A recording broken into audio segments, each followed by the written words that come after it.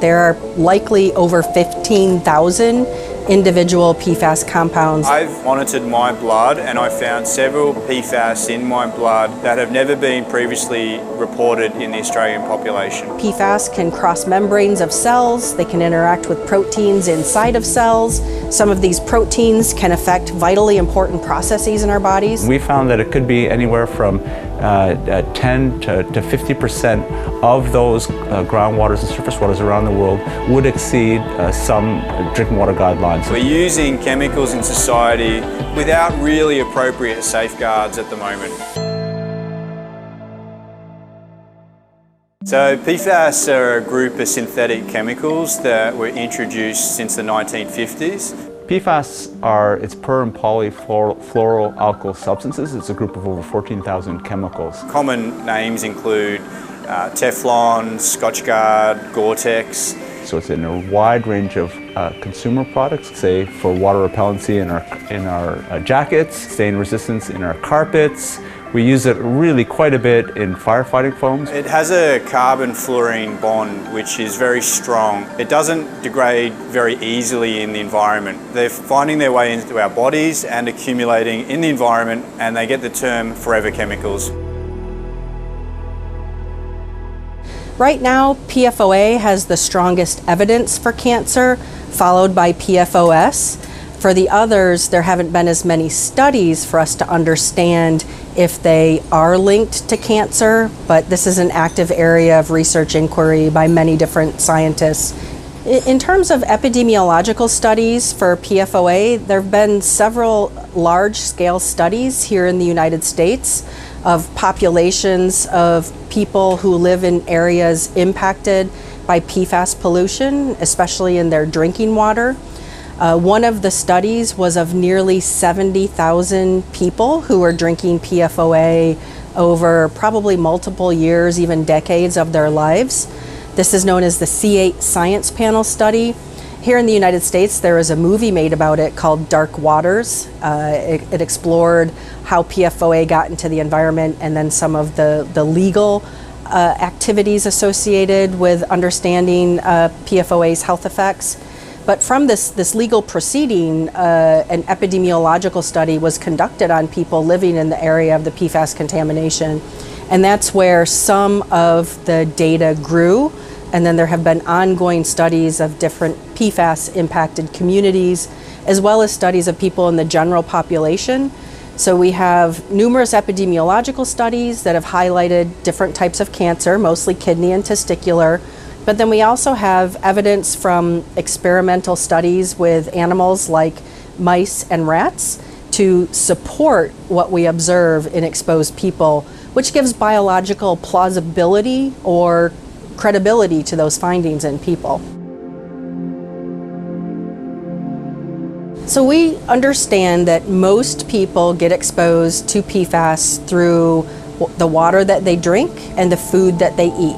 There is less known about other routes of exposure, such as skin absorption or inhalation, but we know that when PFAS are taken into the body through the oral route, so if you eat them or drink them, the bulk of what you take into the body can get absorbed across your intestines and get into your blood.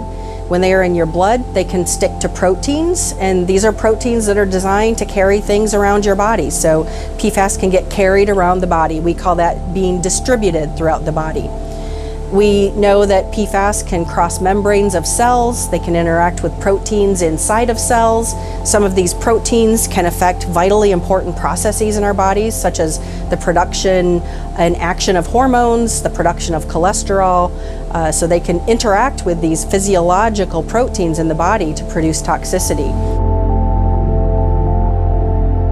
Many PFAS get excreted in the urine, so they travel from the blood to the kidneys, where they can get pushed out of the body whenever somebody urinates.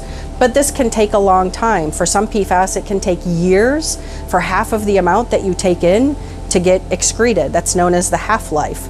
Some PFAS can get excreted in a matter of hours, weeks, or days, but the vast majority of the ones that have been studied can take up to years to get excreted.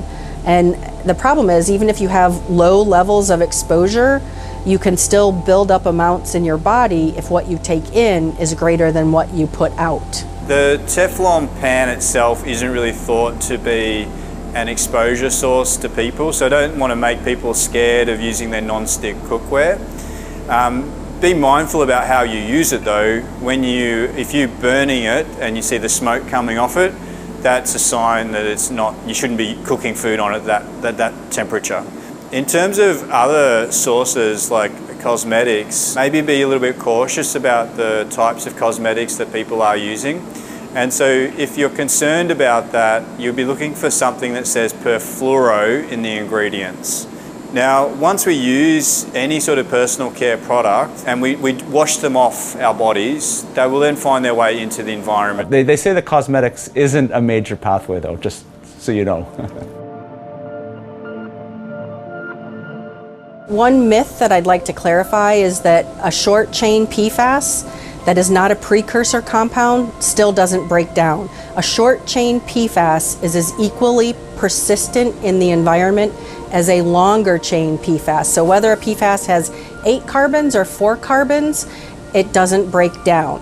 The difference is that the shorter chain compounds, those that have fewer carbons, tend to get excreted more rapidly from the bodies of living organisms. So if we take them in, we might urinate them out more quickly than a longer chain compound. That does mean that they have a lesser opportunity to interact with molecules in our bodies to produce toxicity, but they can still produce toxicity. It just takes a little bit more internally at the site of the toxic action, or at the molecular site where they create problems in the body. I have monitored my blood and I found several PFAS in my blood that have never been previously reported in the Australian population. And really the big question is, how did they get there? And one of them, for example, 6,2 chlorinated PFAS, not many groups measure this, but we have it in our analytical method. Now, as far as I'm aware, it's never been used in Australia, never been manufactured or imported. And so the areas I know it is used is in China, and I'm hearing from other scientists in the US that they're finding this chemical now in people. And so the question is how? How is it moving and how are we getting exposed to these novel PFAS? And I think this is where we need some more regulation and some guidance so that we actually don't just replace one problematic type of PFAS with other ones that we'll need to deal with in the future. We can clean PFAS, let's say, from drinking water relatively easily using treatment technologies like activated carbon or ion exchange resins. To remove it from, let's say, the general environment or from rainwater just around the world, we could do it, but it'd be impossible because it would be so expensive. It's obviously so much water to treat. Well, PFAS is pervasive in the environment. Our study, we went out and collected 45,000 ground and surface water sample data. We found that it could be anywhere from 10 to 50% of those groundwaters and surface waters around the world would exceed some drinking water guidelines, some international guidelines, and also potentially in Australia as well. So it is pervasive, so it's a big problem. I'm not saying that we need to remove PFAS from all the global waters, that would be impossible, but it is out there, so it is a big problem.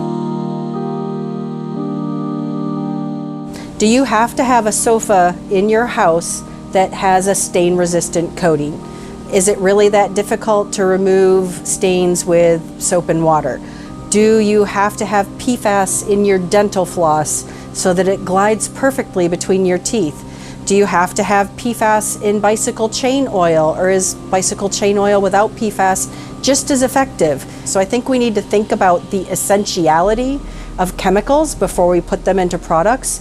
And some of my friends in the European Union also talk a lot about sustainability and green chemistry, that when we're developing new chemicals, we really need to think about a life cycle perspective, not just the chemical in the product today, but how the chemical is produced, how it's disposed of. And we often don't think about that when we're creating chemicals. PFAS is symptomatic of a bigger problem. And the bigger problem is that we're using chemicals in society without really appropriate safeguards at the moment. There's a planetary boundary, there's 9 planetary boundaries, and one of them is called novel entities. And internationally leading scientists believe that we've already exceeded that planetary boundary because our capacity to monitor and assess novel chemicals has been exceeded. And so PFAS, in my opinion, is the canary in the coal mine.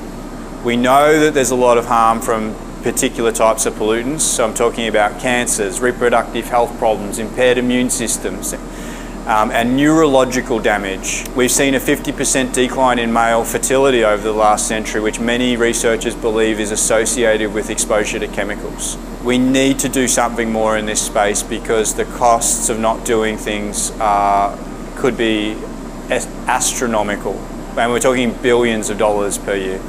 And so an investment to protect the community from unwanted chemicals would be a very smart investment for us as an Australian community.